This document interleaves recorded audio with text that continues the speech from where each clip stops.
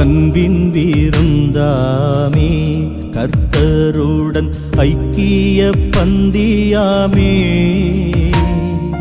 துன்பம் துயர் போமே இருதயம் சுத்தத்திடனாமே